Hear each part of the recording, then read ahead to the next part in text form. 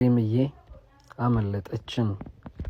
ቆንጂዬውና ተወዳጇ ህፃን ሪማ አክሊሉ ከ3 ዓመታት በፊት በአጥንት ካንሰር ህመም ስትሰቃይ ቆይታ በእናንተ ደጋጎች ይገዛ ወደ እንዴዳ ታክማ ድና መጣ ነበር።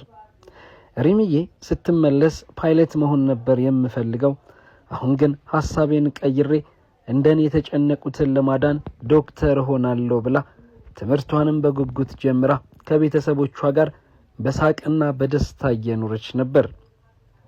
ለካንሰር ህሙማን ህፃናቱም አይዟችሁ፣ ተስፋ ይኑራችሁ፣ እግዚአብሔር ይረዳችኋል፣ እንደኔም ትድናላችሁ ብላ ብርታት ሆናቸውም ነበር። አሁን ግን እሷ አልቻለችም። ድንገት ታማ ወደ ሆስፒታል ብትሄድም አልዳነችም። ለመኖር በጣም ብትጓጓም አልተፈቀደላትም።